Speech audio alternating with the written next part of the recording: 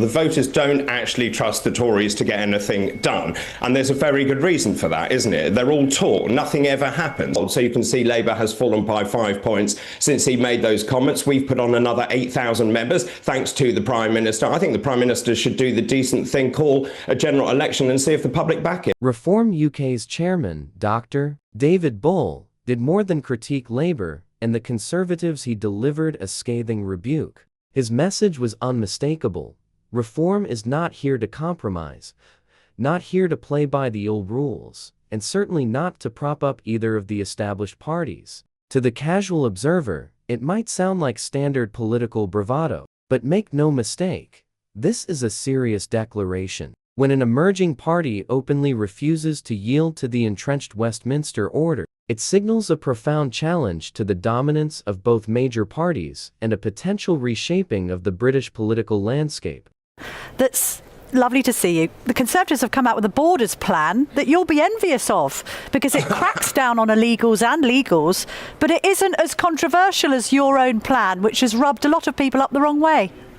Camilla, I think this is a desperate last-ditch attempt to have some sort of credibility and semblance of actually being able to do something. In fact, when I read that policy last night, my mouth dropped open because it's pretty much a copy and paste of the policy that we launched some month or so ago, Operation Restoring Justice. I think you were at that launch, and pretty much they are doing exactly what we said. And this is very much like a copy and paste. They've literally taken every single word. And when Chris Philp talks this morning about the fact that we put it together on the back of a fag packet, I think that's pretty rich coming from the Conservative Party, who did nothing about our porous borders over 14 years. Talk about brutal mates. David Bull didn't just criticize the Tories, he absolutely torched them with cold, hard facts. And you know what? He's bang on, because this latest Tory deportation stunt isn't some grand policy. It's a desperate, last-gasp attempt to deal with the existential threat that Reform UK has become.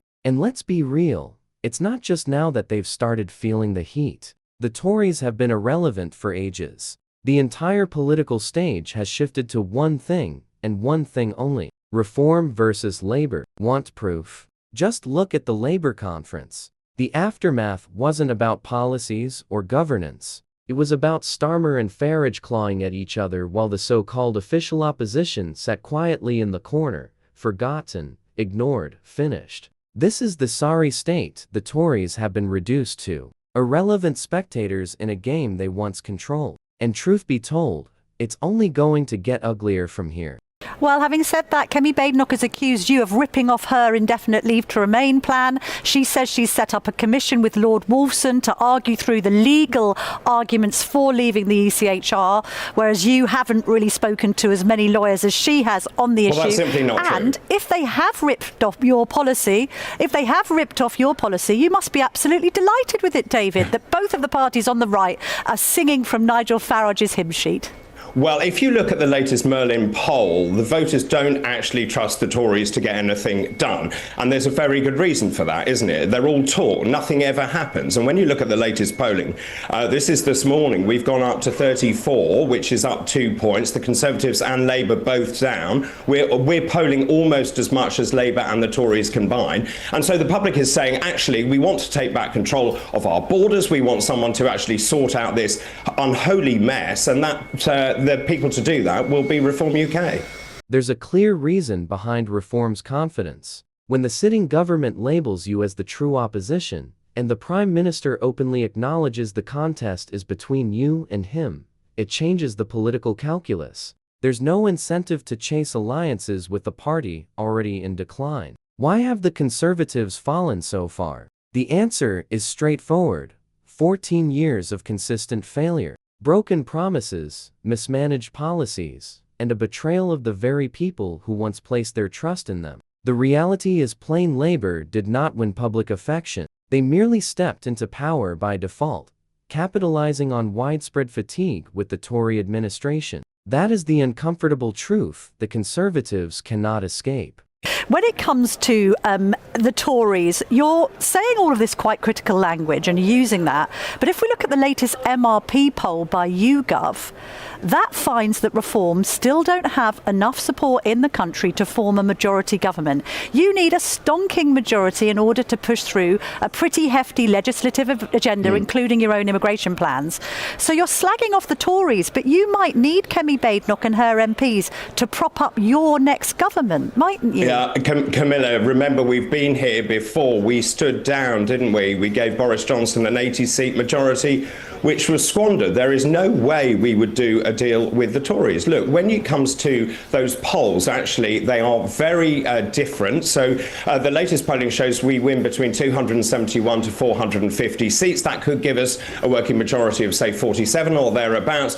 But the point is that actually, I think the public, and I've been going around the country, I've seen 5,000 people over the last 4 months, and people are sick and tired of the back and forward, to and fro, from the Conservative Party to the Labour Party. They are looking for something different, and that is where we come in. And actually, we are only just getting started, and that's the message that I'm giving out to people as I go around the country. Watch those poll ratings, they will go up. He's not exaggerating. The latest YouGov poll positions Reform UK just 15 seats short of an outright Commons majority. Consider that, in only 3 months, their projected seat count has surged by 40. At this trajectory, a clear majority in the next election is well within reach. Even today, Nigel Farage stands in a commanding position should the country go to the polls tomorrow. The atmosphere in Westminster reflects this reality. The traditional parties are acutely aware that the political ground beneath them is shifting. All right, but hang on a minute. Are you saying that you'd rather be in a minority government than form a pact with the Conservatives? Who else are you going to form an electoral pact with if you were going to enter into coalition government? You're not going to form it with the Lib Dems or Labour or Green or Zara Sultana or Jeremy Corbyn. So if you don't form a pact with the Conservatives, if you haven't got enough for a majority, you're then going to let Labour in for another 4 years.